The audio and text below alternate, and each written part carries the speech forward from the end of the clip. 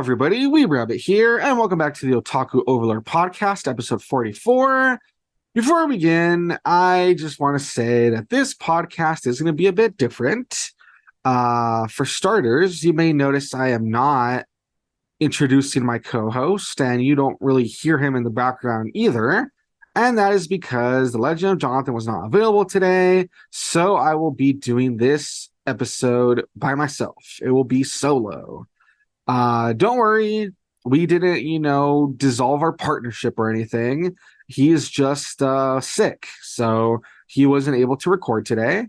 And in fact, before we begin diving into the what I do want to talk about, getting the episode rolling, I just want to say that, yeah, it's been a bit rough when it comes to my recording partners, the people that I team up with for the channel.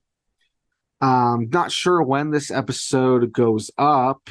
Not sure how, the channel will be doing in terms of the LPs and stuff. But yeah, it's just been a bit rough because for one reason or another, I just have not been able to really record with my people.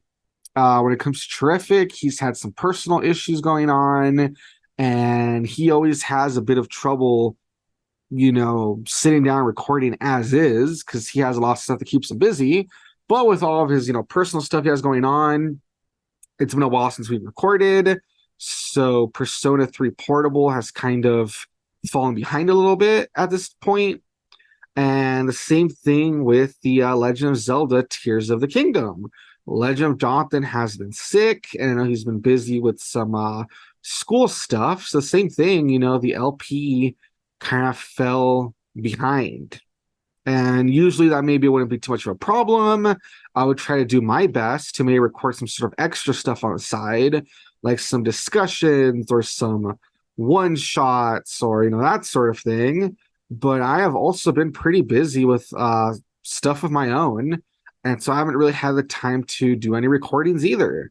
I know I've been promising for the longest time. You might have heard here and there. I've talked about how I have some scripts and some videos I want to do when it comes to more manga reviews or more of those, Wii titles or, stuff like that. Those retrospectives I haven't done in a long time. But it's just tough because there's just so much that goes into those videos, like scripts and art and having to actually record the footage and then putting it all together. And I just have been busy. So, yeah, I just want to say that if, like I said, by the time this goes up, if there hasn't been any content on the channel for a while, that's why, But that aside, though, I was able to sit down to record this episode of the podcast, and it should be a fun one. I'm basically going to do a little recap of some of the anime from the summer 2023 season, as well as some other stuff that I picked up along the way. And yeah, I think it'll be a fun episode. There's a lot to talk about. And even though I'm only going to focus on just these anime and a few other shows, hopefully you guys will still enjoy the episode. And hopefully next week we'll be back. Legend of Jonathan should be here, available. And we'll get back to our usual, discussing what we've been up to and news and all that good stuff. So getting started, let's dive in. I don't remember the exact order I talked about these anime in the past, but diving into my discussion of some anime that I watched this last season, I guess the one I will start with is The Girl I Like Forgot Her Glasses, which in Japanese is called Suki na Ko ga Megane wo Wasureta. And basically, for anyone who remembers, I said that this anime was a very cute romance slash, I guess, slice of life. Had to do with this kid that basically he has always had this crush on this girl named Mai with pinkish, strawberry pink hair, I guess. Don't really know how you would describe it when it comes to anime hair colors, but the point is she has this reddish pink hair, and he's always had a crush on her. And basically, he finally gets this chance to connect with her when he gets seated, assigned seated next to her, and he notices that she doesn't have her glasses. And because she doesn't have her glasses, she like relies on him throughout the day. She, gets really close to him to read his textbook, and he helps her tie her shoes because she was about to, go home with the wrong shoes. I want to say she basically got his shoes out of the shoe locker, and he corrects her and then helps her. And I think he like protected her during PE so she wouldn't get pummeled by dodgeballs, that sort of thing. And basically, after a day of helping her out because she forgot her glasses, and just being able to finally get close to the girl he likes, that's where their little relationship really kicks off. And from there, all the other episodes are about how apparently she's really clumsy and she'll either forget her glasses or she'll accidentally break them, or she's too embarrassed to wear them because of them getting foggy. There's all sorts of excuses. The point is, there's always some sort of reason for her to rely on our main character. And our main character is always, happy to help because of his little crush on her. And that's basically what the series is about. It's just about them getting closer and their interactions. And there's always some sort of excuse for them to, be hanging out together. And I liked it. I thought it was cute. It's not revolutionary or anything.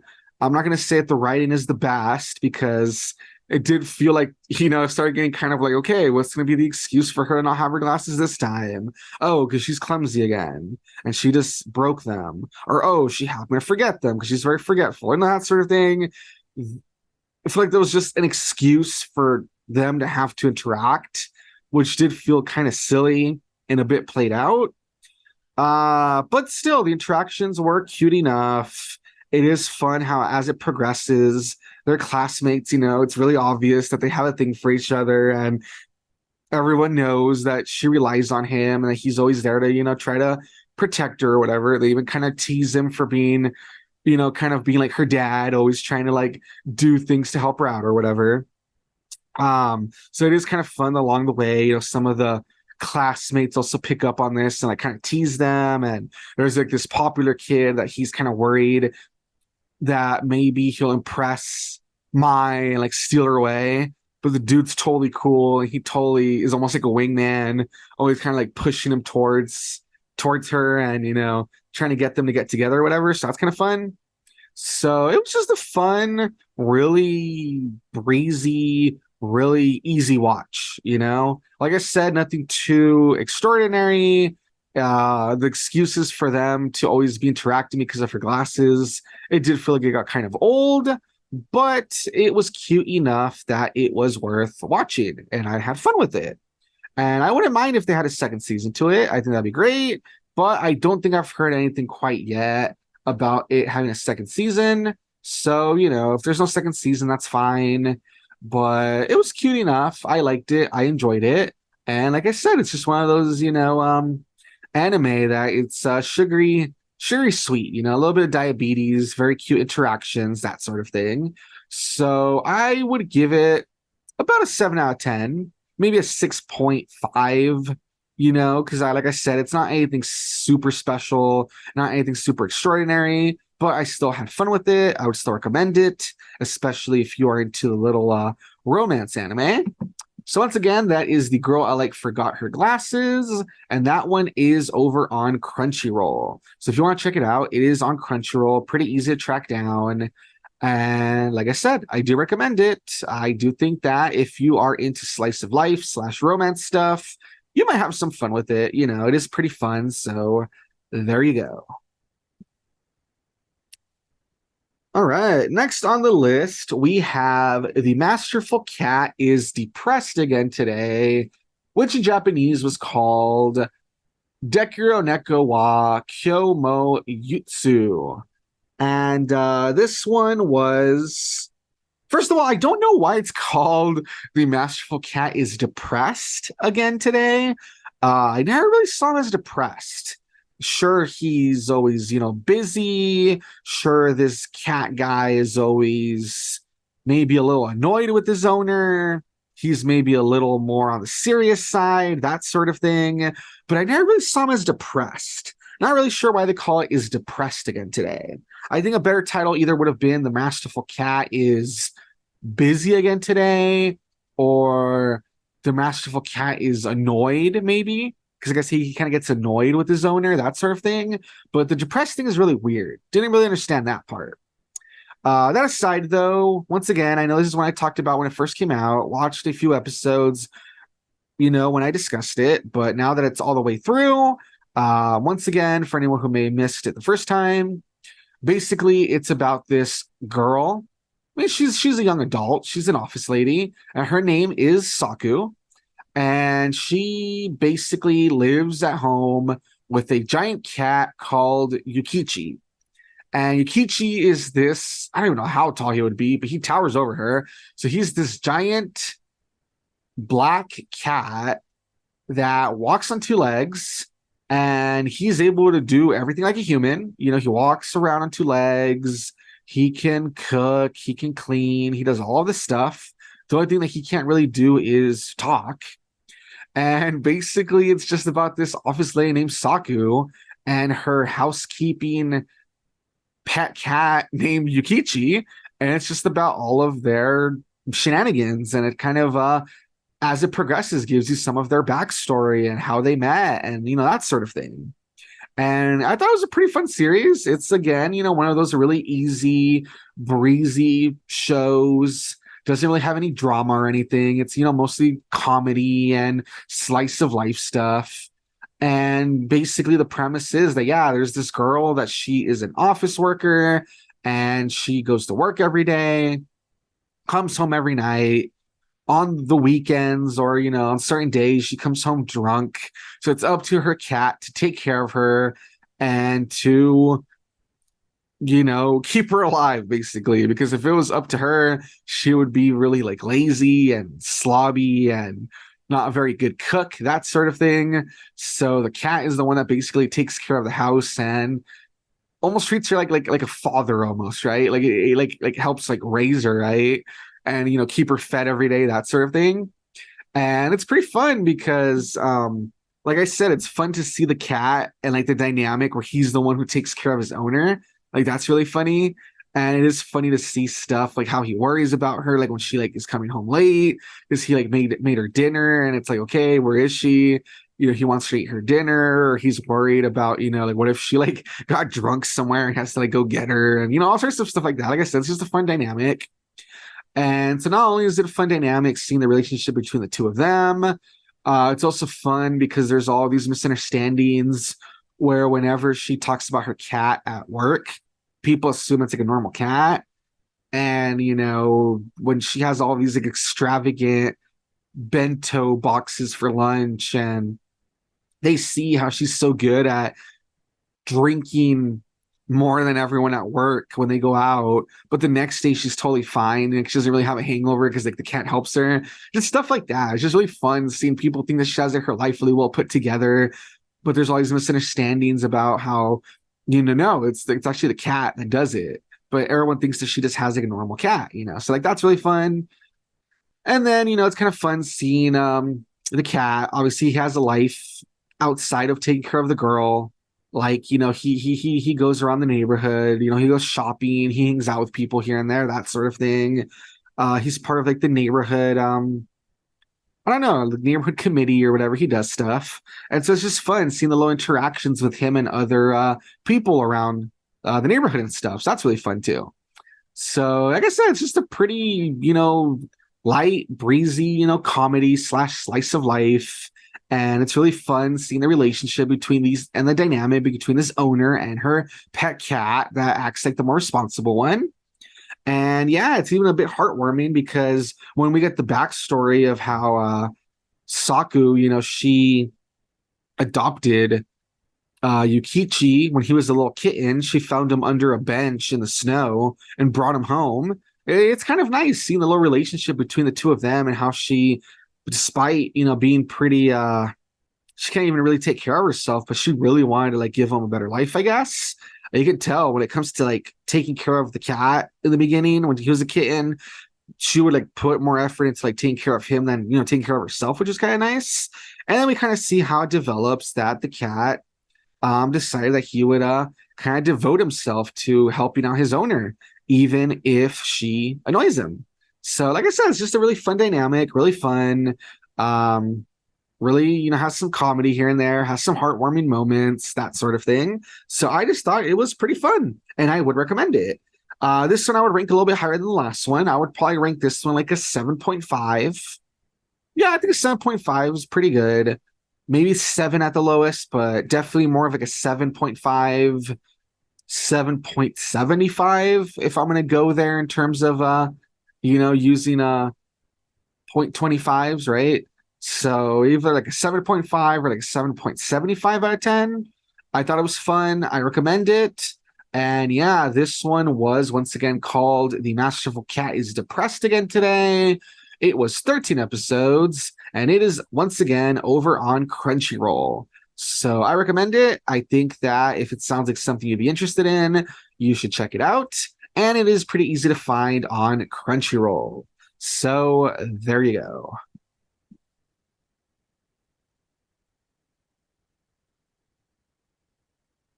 After that comes one of my probably favorites of the season. If it's not like my top favorite, it might be like my second favorite, perhaps. I really enjoyed this anime. I thought it was really good. And it's kind of funny because when I first talked about it, when it first, came out, I actually, I discussed how it's one that I wasn't even going to watch at first. I thought it sounded kind of corny, sounded kind of, I don't know, maybe dumb. I don't really know how to explain it. I had kind of like an reaction to it when I first heard about it. But after hearing some good buzz and checking out for myself, I really enjoyed it. So the anime I'm, of course, talking about is called My Happy Marriage. In Japanese, it's known as Watashi no Shiwase na Kekkon. So My Happy Marriage, I really liked it. It is basically this drama, fantasy, romance mix of historical. So it's like a few things all put together. And basically, it's just this really interesting anime that follows this girl named Mayo. I think her name is like Mayo Seimori. And basically, when this anime starts, it's kind of like Cinderella, where there's this girl that, I'm trying to think of like where to like start, but like, yeah, I guess the best way to describe it is that, yeah, she, had a mom, had a dad, her mom dies, and similar to the whole Cinderella thing, when her mother died, her father remarried and had, a new daughter. And similar to Cinderella, the new mom did not like her, put her to the side. For whatever reason, the dad went along with it and only started focusing on his new daughter, cast his old daughter aside. And so basically, Mayo became like a slave. She became like a servant to the household. And when it starts, it's really sad. Like, she's really malnourished. She, I think, doesn't even like know how to like. I'm trying to think of like the extent of like her like abuse, but I know for instance, she's always made to work. Her hands are like all like messed up from all of the housework she has to do. She's malnourished. She only has like one set of clothing, I think. I want to say she's not even like that well educated, I want to say, because like they just really ignore her. They just like treat her like I said, like a servant, almost like a slave. And basically, when the series starts, this is the condition she's living in, where, because her mom died, she's basically just this afterthought to her family. And she has this friend that's like the only person that's ever been kind to her. And the friend wants to marry her to kind of free her from her situation. But in a twist of fate, when he goes to the household to ask for Mayo's hand in marriage, instead they say that no, he has to marry her half sister Kaya, and that Mayo is actually been like arranged to marry this other guy. That it's this like captain. I want to say it's a captain, right? I want to say his position is captain. I actually forget, but it's like this guy named 𝐥𝐤𝐞, that he's part of this like distinguished family. And like I said, I want to say he's like this captain of this like magic military force. That's where like, the fantasy comes in. That a few people in this universe they have like magical powers. And that's another reason, by the way, that 𝐤𝐤 got, kind of tossed aside because while her younger sister has like spirit sense and she can sense, evil spirits, 𝐤𝐤, has no affinity for magic or whatever. So that's another reason she got cast aside. But that aside, basically, in a twist of fate, Kaya is gonna marry the friend of 𝐤𝐤, the one that wanted to marry her to free her from situation. And 𝐤𝐤 gets betrothed to this guy named 𝐥𝐤𝐤𝐞 that he is known for all of his fiancés leave him. Nobody wants to deal with him. He's supposed to be like really harsh and rough and cold and unaffectionate and stuff. So it looks like she's going from bad to worse. However, it is called My Happy Marriage, and the description is about how her life gets turned around, which is what I at first thought sounded kind of corny. But no, the way it works is it's actually really well done because you see where this girl comes from and you see how she gets, betrothed to this guy. She moves in. He seems like he's cold. He seems like he really has his guard up. He seems like he's not interested in marrying anybody, etc. But through her humility and through showing that she's like a nice person and that she is worth loving, 𝐥𝐤𝐤𝐞 really does start to fall for her because he sees that, oh, she's not like all the other girls that I've been arranged to, that all of them just wanted, my status and my money, and all of them were just like greedy, that sort of thing. He sees that she is a beautiful person and he sees that she really is someone worth loving and someone that's looking for love because of like the situation she's been in. And so it's really nice to see how these two really do fall in love with one another and how they really do start to like let their walls down around one another. And I don't know, just like the way they really bring out like the better in one another is really nice. Like the way 𝐥𝐤𝐞 really like stands up for 𝐤𝐤 against her family and treats her like a human being and really does appreciate the things she does. And he's always like encouraging her and he's always trying to like let her, get her over that past trauma from her past life. Like that's really nice. And for 𝐤𝐤, it's just really nice how she really is this like great companion to 𝐥𝐤𝐞. And she really does help him like put his guard down and not be so cold and be more happy and stuff, like she really does like bring like a purpose to his life almost. So I don't know. It's just one of those things where like it sounds kind of corny when you read the little description about how like, oh, she's gonna get married and this guy's gonna totally change her life and bring happiness to her and whatever. It sounds kind of corny. It sounds kind of like I don't know. It sounded like I thought like they were just gonna like try to solve all her problems just by like having her like marry and meet this guy. But no, when you actually like see the story, the way it develops is really well done, and it really does feel like very organic, and it does really feel like you're rooting for these two, and you really do feel for especially 𝐤𝐤 and the situation she's in, and you really do want to see her overcome all of that sadness, And not only that, but it's really interesting because not only is there like this whole little love story, and like I said, it's kind of like a historical piece, so it kind of is like, set like in the past, all that good stuff. So it's really interesting. But because of the fantasy element, like I described, where people have like this affinity for like magical powers and spirit sense and all that stuff, there's also all of these like politics about marrying into a family with someone who has like powers and the bloodline and how powers are passed down. And like I said, that's why like 𝐤𝐤 was kind of tossed to the side because she didn't have the affinity, and I don't know, all this stuff too that makes it really interesting too. So not only is there like this whole like little romance thing going on, but there's also like this whole like weird fantasy world with like all its politics and power system and all that. So even though that seems to not be like the main focus, like the actual like relationship and the romance, it's still there as like a supporting thing, and it's still like really intertwined in everything. So it's just really, really interesting. So long story short, I might have made it kind of long, But the point is, I really enjoyed this anime. I think it's really good. I am surprised because, like I said, I read the description and I kind of saw some of the art and the previews, and I was kind of like, it sounds a bit corny, sounds a bit cheesy, that sort of thing. But after hearing good buzz about it, I am so glad that I watched it because I really enjoyed it. And yeah, like, it's probably either my top for this season or like my second favorite. But yeah, I really enjoyed it. Really thought it was really good.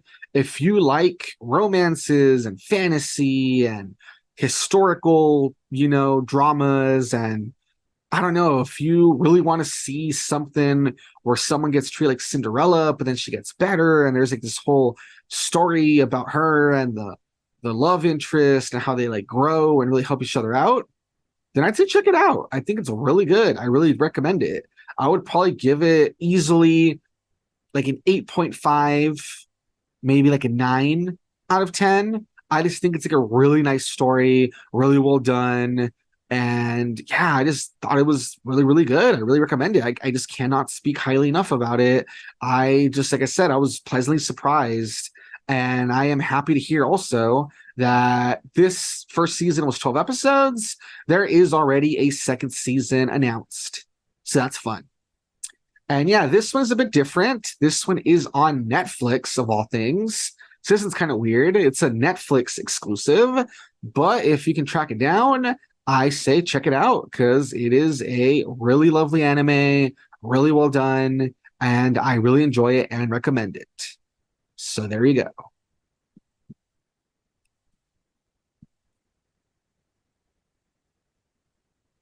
After that, the next anime I want to talk about is one that I think I briefly touched upon it during one of the weeks, but I said that there wasn't really too much to say about it.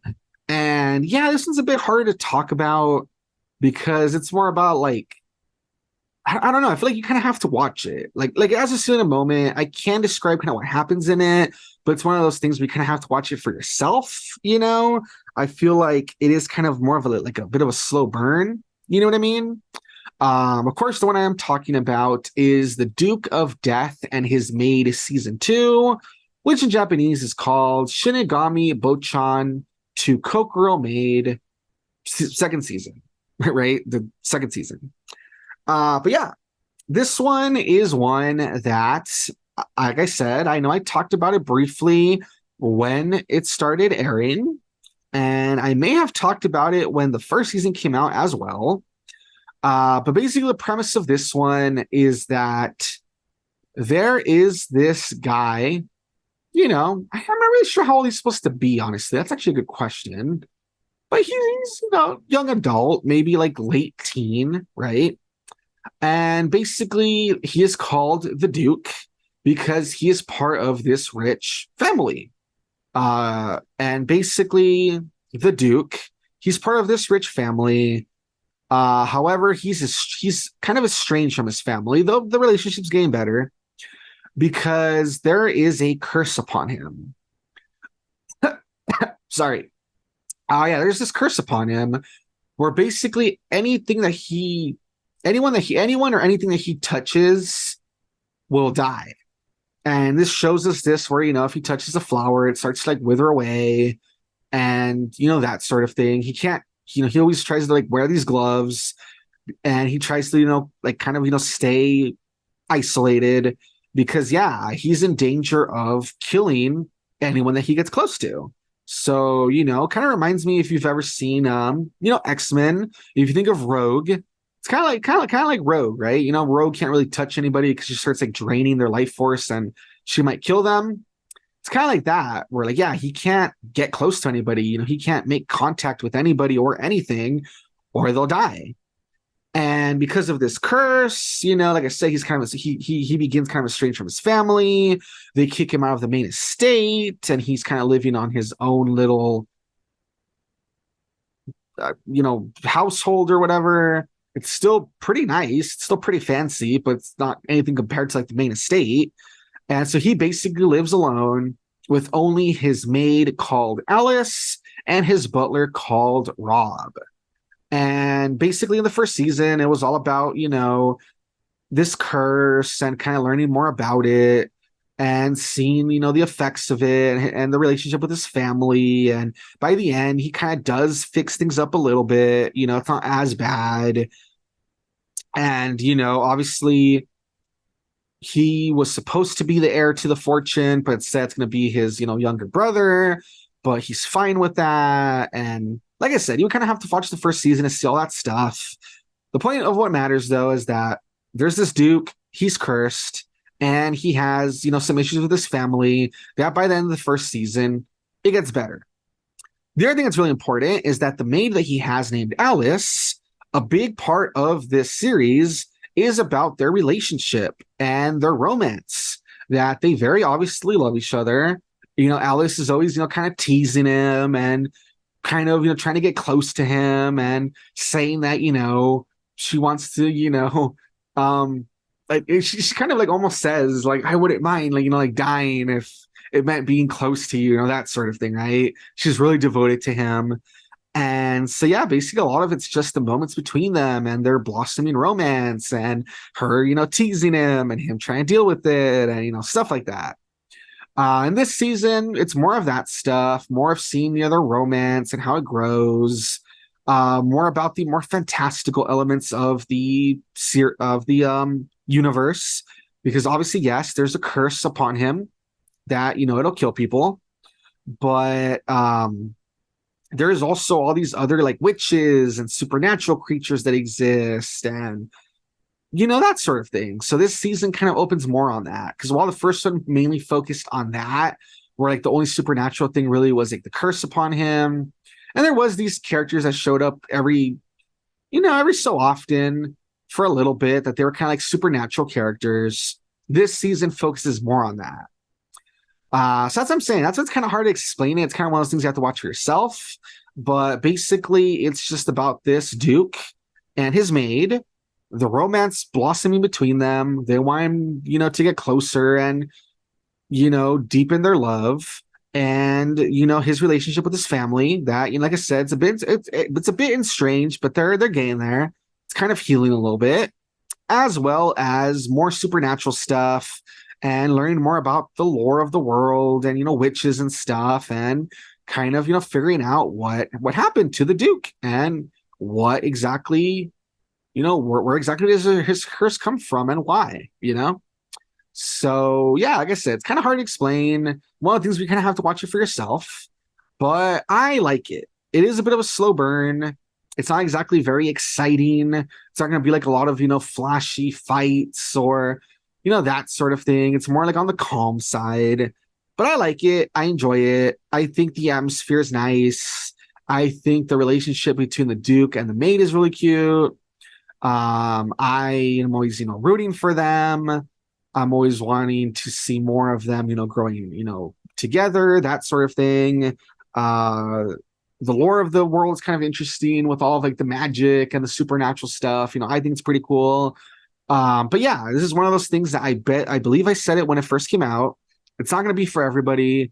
I know for some people it might be kind of slow. They might find it kind of boring, that sort of thing. But if you like things that are more about character relationships, more of like slice of life, that sort of thing, you might enjoy it. That's all I can really say. I like it. I think it's pretty cool. I like the, like I said, the gothic, setting. I like the whole thing about the curse and rooting for our main characters, for them to like, get together and for the curse to be broken, that sort of thing.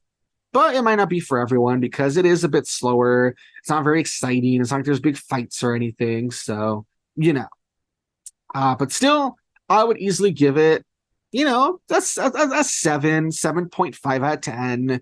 I think it's fun. I enjoy it. Like I said, I'm invested in it. That's why, every time that there's a new season of the anime, I'm willing to watch it.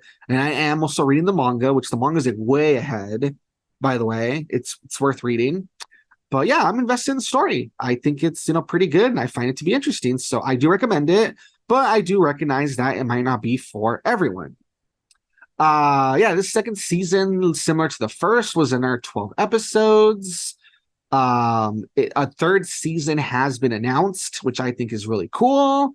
And this one, once again, is found on Crunchyroll. So if you're interested and you want to check it out, should be pretty easy to find. But like I said, there is some, hesitations in my recommendation. I don't think it's going to be for everyone. But if you watched the first season and enjoyed it, or if what I've described sounds interesting to you and you're like, I like, supernatural kind of gothic settings, curses, and I don't mind slow burning, character interactions and, romance that blossoms over time, that sort of thing. If that sounds interesting to you, then I would say check it out, There you go.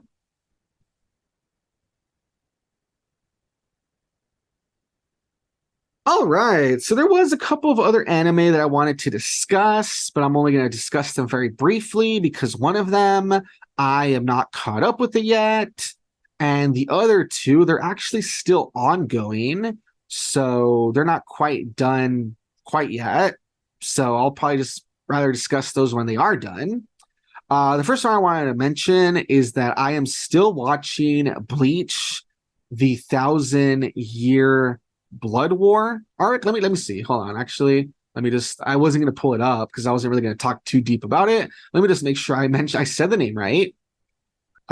Just one moment.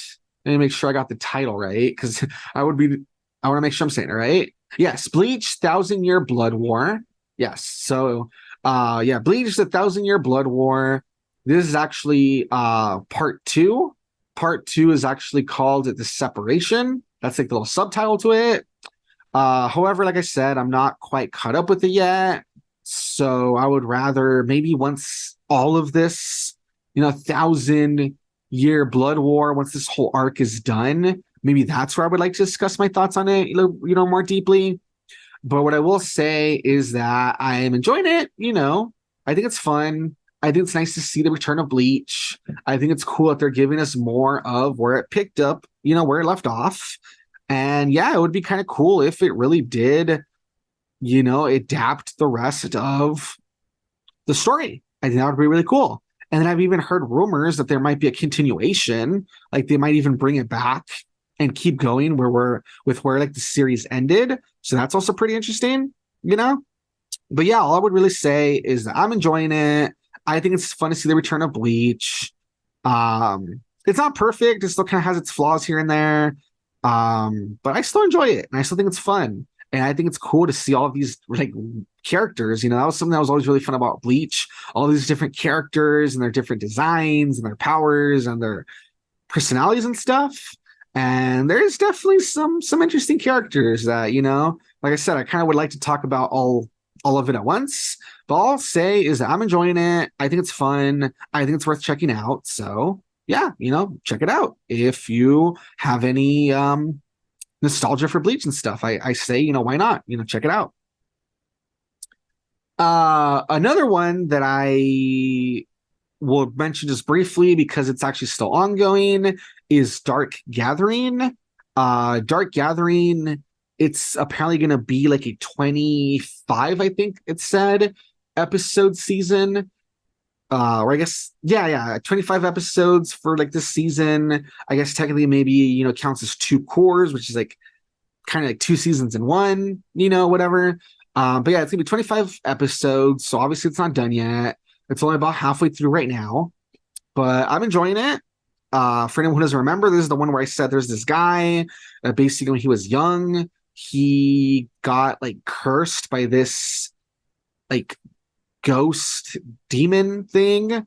And because of that, he has like this hand that he always covers up because it has like these little tendrils growing out of it. And not only that, but when he got affected and he got cursed, a childhood friend of his also suffered something similar. And so he's always felt bad about that. He's felt guilty. For a while, he was kind of a shut-in until this friend of his that he kind of a love interest, it's pretty obvious. She helps him, get out of his rut. She helps him like enroll in college, blah, blah, blah. And she also helps him get a part-time job tutoring her cousin. And that's where, the plot kicks off that this guy, he has an affinity to see ghosts or whatever. He can sense them. This little girl, she also has this weird spirit sense or whatever. and she's like super knowledgeable about like killing ghosts and trapping them, that sort of thing. And it's about how the three of them basically team up to stop all these ghosts. And they're on this quest to find the ghost that, number one, cursed our main character and his, childhood friend from back in the day. And number two, the little girl, the whole reason that she can see ghosts is because she was in this accident that resulted in the death of her mother. And there's like this ghost that stole her soul. And so she wants to track it down. So basically it's this, thing where they're on the quest to hunt down ghosts and trap them and try to, defeat them and see if they can work their way up to find the ghosts that basically ruin their lives. So pretty good. I think it does pretty good. It does pretty good for being like a horror series. I feel like most horror series rely more on like gore and I don't know, like they're just kind of silly, kind of like over the top. This one I would say is pretty fun. I think the atmosphere is really good. I think that, the story is really interesting. The way they fight all these ghosts is really interesting. There definitely is like a sense of creepiness to all of it, even to like the little girl that's fighting the ghosts, because she's like a whole weird like ghost hunting prodigy. So she's like really weird too. So I enjoy it. I think it's really good. I think it's enjoyable. I think it definitely has a sense of creepiness to it. And yeah, it just has a really interesting like universe, so I am enjoying it. And like I said, it's only halfway through, so I am interested to see how much farther, this will go, how much more of a story we'll get. But I'm enjoying it, I'm liking it, and I recommend it, at least for now. But like I said, we're not done yet, so I would like to, give a better in-depth thing once I watch all of it. So yeah. And finally, the other anime that is still ongoing that I will just touch upon briefly, and hopefully one of these days it'll end, that way I can describe all of it, is the one called 𝐬𝐨 100 Bucket List of the Dead. Now, this one's kind of weird because unlike Bleach, which, it had like its first part and the second part I'm not caught up with, or Dark Gathering, which just isn't done yet because it's going to be, like 25 episodes. 𝐬𝐨 100 is just, I don't know what is happening with it. It just has like the weirdest production schedule, I guess, or I don't know what is happening. It's only 12 episodes. It should have ended with all of these other, anime that I mentioned that were, hell, they were even 13 episodes, but it keeps getting delayed. Where I think it was like the first like 2 episodes came out, then there was like a delay, and then like the 3rd and 4th episode came out, and I don't remember if there was like another short delay, and I don't even remember, but all I know is that I believe it only got to like episode 8 so far, and there's like this like hiatus where I don't know how long it's going to be before they do the other 4 episodes. Like I said, it just feels cursed, where it keeps having delays and hiatuses. I don't know what is happening. I feel like this also happened with 𝐼𝐴, which 𝐼𝐴 I still haven't caught up on. I really need to go back and like really look at 𝐼𝐴. That way I can like get ready because I know there's going to be a second part or whatever. But yeah, there's just some of these anime that they feel like they're cursed, where they just cannot come out. Like they keep getting delayed and having these hiatuses of like weeks or like even like months, right? So 𝐬𝐨 100, it's a shame too, because if anyone remembers, it's the one where I described where there was this guy that he joins this company he always wanted to work for, and basically he's like this editor or whatever, and he's like doing all this stuff that at first he's really proud of. It's like a dream job, but then after like his first day, when like he goes out for drinks, he's all excited to get home because he's tired, and they're like, no, we gotta get like back to the office. And he says that he didn't like get home for like 2 days, like 2 or 3 days, you know what I mean? Because he was just working and just like grinding away. And so after 3 years of working there, he almost considers just like getting hit by a subway. That way he wouldn't have to go home because that's how like miserable he is. But then lo and behold, zombie apocalypse happens and he feels like he's finally free because he doesn't have to go to work. Like that's how much he hated his job, that he rather live in a zombie apocalypse because like, hey, at least I don't have to work. Like that's how depressed he was. And from there, basically he runs into some other survivors and stuff and starts trying to, do his thing. to write a bucket list so he doesn't have regrets, and he's trying to just live out his biggest dreams or whatever. Like one of them, you'll have to watch it. I don't want to spoil it, but the point is, he meets up with some people, teams up, writes himself a bucket list of things he wants to do that he didn't get to do, all those years that he was, a corporate slave and all that good stuff.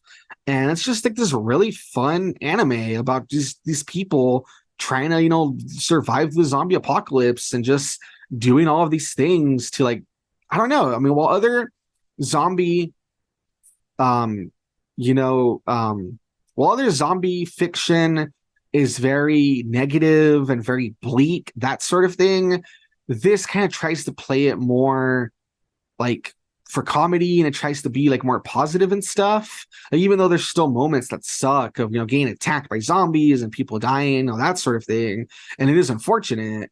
Overall, it does try to stay more like, hey, the world around us sucks and it is unfortunate, but let's try to, have some fun. Let's try to, build some memories. Let's try to do some things so that, if we do die, at least we won't have regrets. It feels like that's kind of like more of like the stance that this, anime takes.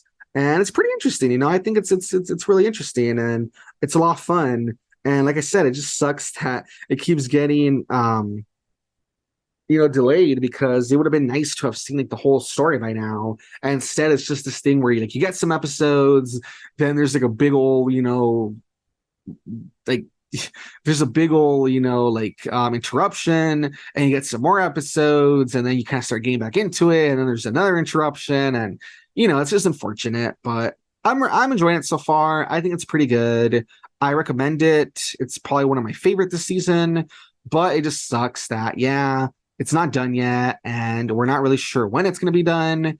But like I said, one of these days when it does finish, I do want to do a whole review of it and my whole opinion on it. So, Alrighty, moving on. Another thing that I watched that I did actually talk about last week. I actually mentioned that I watched the first episode of it. So it's funny because I wasn't thinking of counting it as an anime for the season, because I watched it like so much later, and it was like on Adult Swim / Max. So, I didn't even really consider it one of the anime of the season, but I guess it still counts. Long story short, what I'm talking about is that I was able to watch FLCL Grunge. I was able to watch all 3 seasons of this season. And I enjoyed it. I thought it was pretty good overall. Once again, I'm not saying that that first season, that original FLCL is still top tier. I don't think any of these like sequel seasons have been able to really hold a candle to it. But as I mentioned when I was talking with 𝐦𝐨𝐬𝐿, that doesn't mean that I mind these other seasons. I still like them. I still enjoy them. I still think that they're really fun.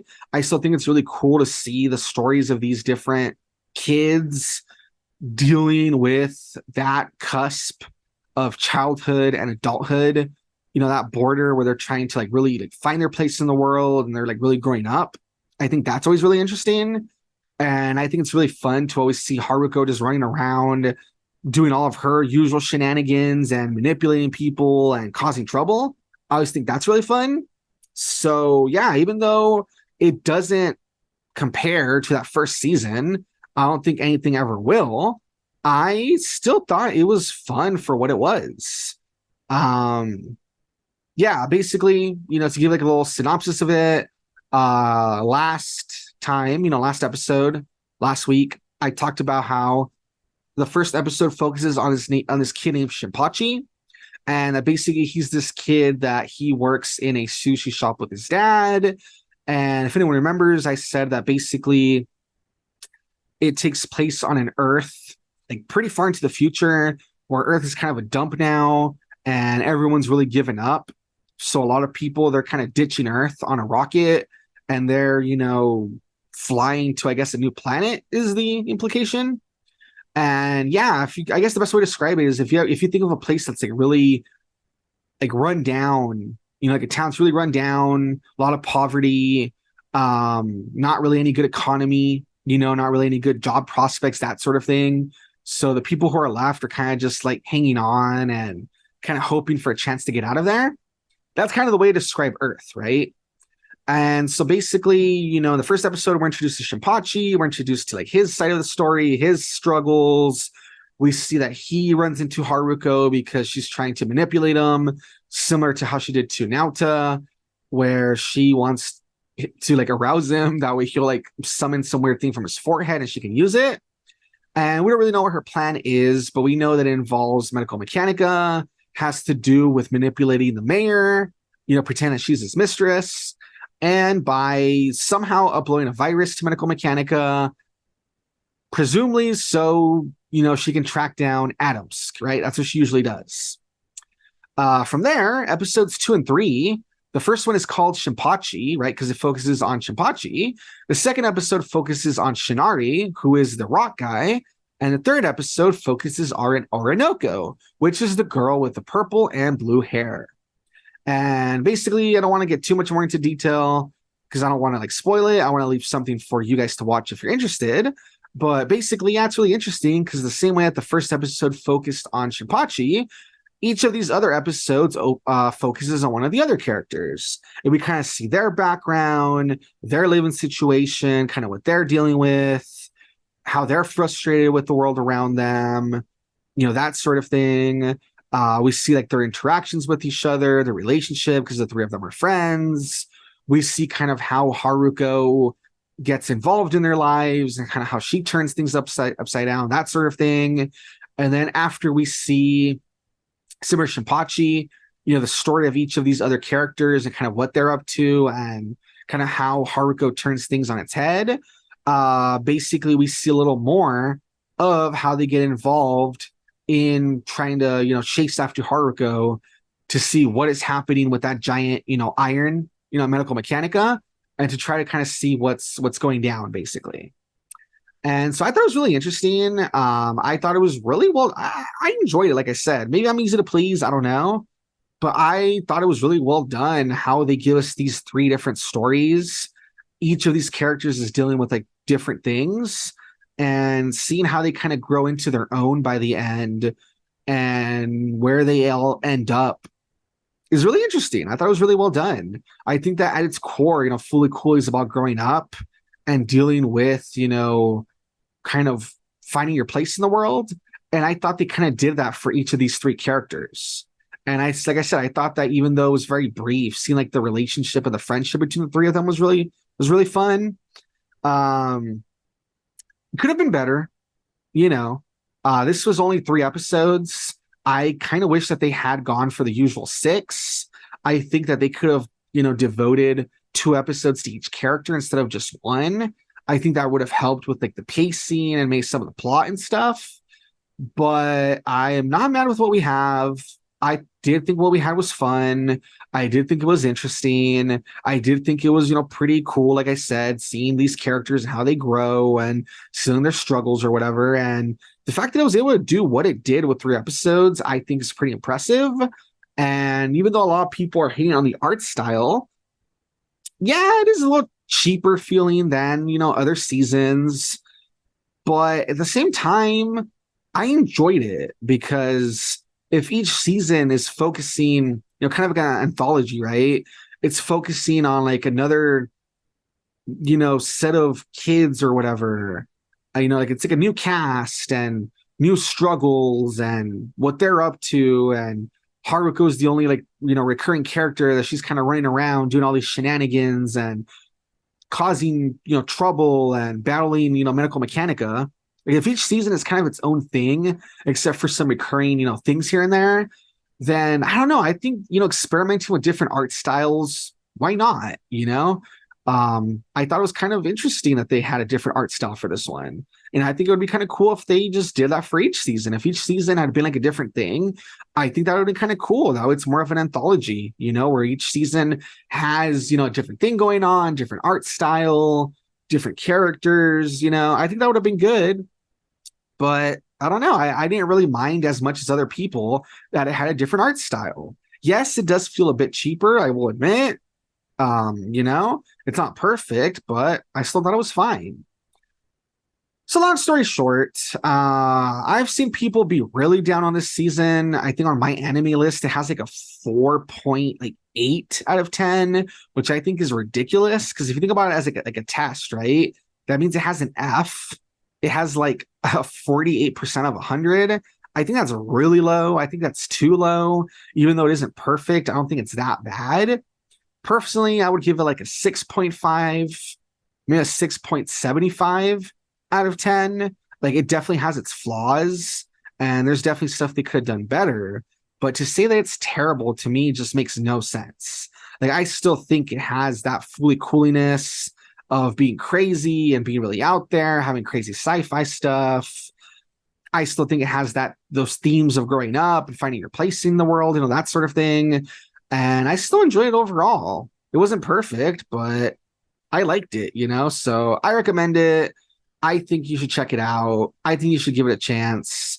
And yeah, like I said, I give it like a 6.5, maybe 6.75 out of 10, which still isn't great, but it's still better than, giving it like a 4.8. That to me is just so low. It's like ridiculous. So yeah, I like Fully Coolly Grunge enough. I thought it was still a fun watch. I don't regret watching it. And yeah, I would say check it out, especially because I think as soon as this one ends, I think the next season, which is called Fully Coolly Shoegaze, I think it's going to start really soon. So, gotta move forward because there's more coming. So there you go. Alrighty, finally, the last thing I want to talk about is that I watched Castlevania Nocturne, which, if you guys remember, me and Legend Jonathan talked about it quite a bit on previous episodes, where we talked about like the announcement of it, then like the teaser trailer and like a bigger trailer, that sort of thing. We talked about how it was coming very soon, and personally how I was looking forward to it, that sort of thing.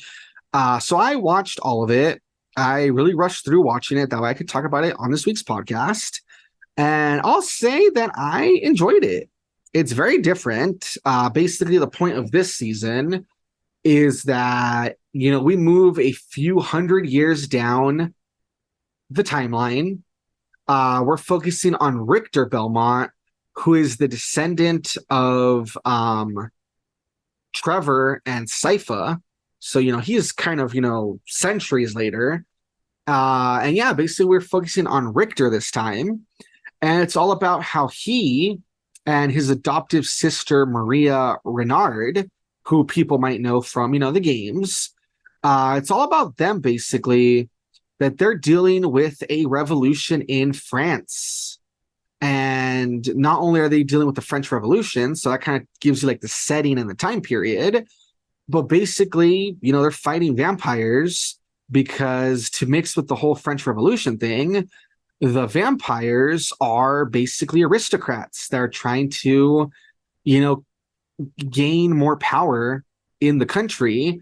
And it all has to do with, fighting, the aristocratic, vampires, and dealing with, all of that politics that comes into play, with all that, as well as the main antagonist of this season is this vampire queen that calls herself the Vampire Messiah, and she promises to bring in like a world of darkness, and it's all about them trying to figure out how to defeat her. And yeah, it's pretty interesting. It's very different. It definitely feels like its own thing compared to the other Castlevania series or season, whatever you want to call it. The one focusing on Trevor, Sypha, and Alucard. It's very different. That felt more about, it was about, fighting Dracula and all about Dracula's armies. And it felt very Game of Thronesy. And there was that whole, family drama between, Alucard and his father, that sort of thing. Then after, Dracula's defeated, there's still kind of like the repercussions and focusing on, other, vampires that still are holding on to their power, and the people like, what's his name? Hector and Isaac that, worked for Dracula, that sort of thing. So that was like the big focus of like the other series, This one's different because the big focus is all about the, aristocrats, and it's all about, like the French Revolution and slavery and, trying to fight this vampire messiah that wants to bring in darkness, and she has like these even crazier powers and stuff. So it is very different.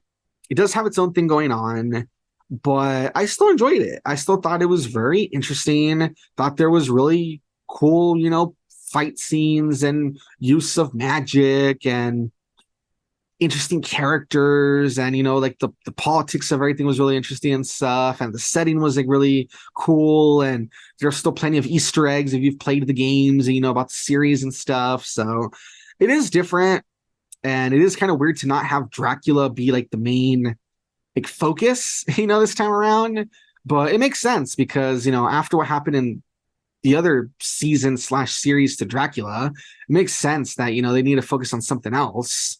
So I don't know. It's very different, but I enjoyed it. I thought it was really cool.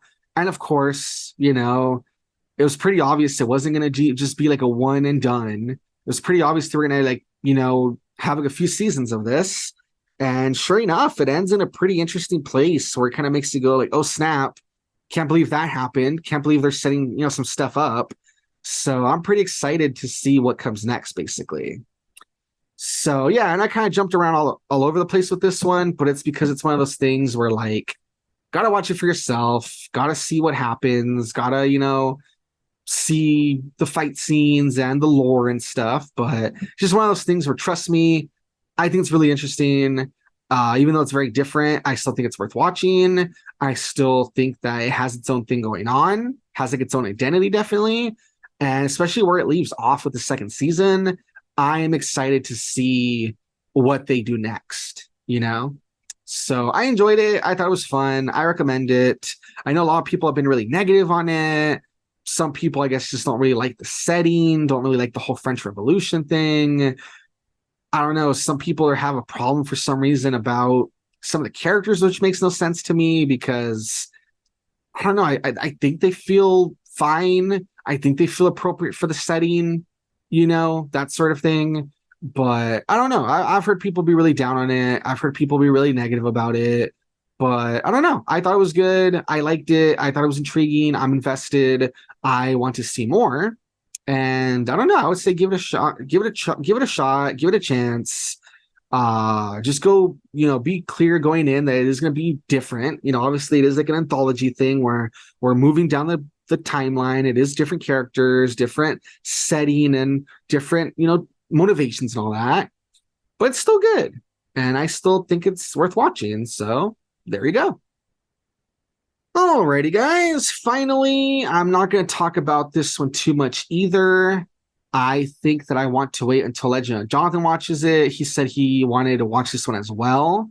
And so I'm going to wait until he, has a chance to watch it so we can discuss it together.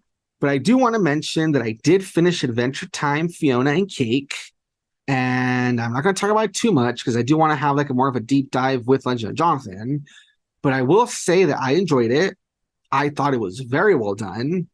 I thought that they knocked it out of the park with some of the more mature themes. It definitely feels like the series has grown with its audience, which is really cool.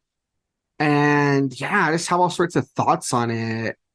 I just thought it was very well done, though, very charming, very touching. And like I said, I recommend it. I say go watch it. But that is all I'm going to say because I do want to, discuss it further when Legend of Jonathan is available. But there you go. That gives you, at the very least, one more week to catch up. That way, when me and Legend of Jonathan talk about it, we'll probably talk about it, in depth, and we probably will spoil it.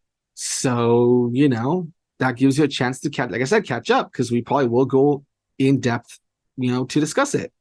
But I do just want to say that I watched it, I enjoyed it, and I recommend it. And I don't know, it's amazing how these Adventure Time people keep, adding to the series. And all of these little episodes that they've added have felt really good. It feels like they really do add more to the world.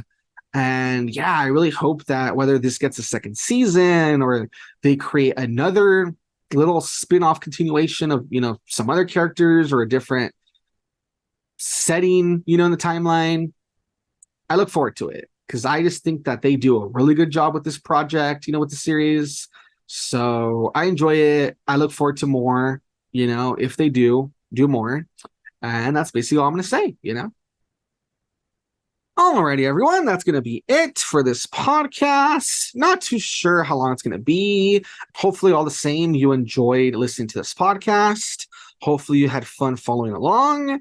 And hopefully, my biggest hope is that there's something that I discussed that you are curious about and that you will check out. As I said, I basically recommend all of these to different degrees. So you can't really go wrong with any of the stuff that I covered or discussed. I think they're all pretty good and worth watching. So I really hope that if you haven't seen some of these already, I really do hope you will give them a chance and check them out. Hopefully next week we can be back to normal. Hopefully, Legend of Jonathan will be available so we can get back to our usual thing. I'll try my best to be back next week, of course. That way we can, do another episode and not fall behind. I know we're getting really close to that 1 year anniversary, so that's exciting. And as for the channel itself, that remains to be seen.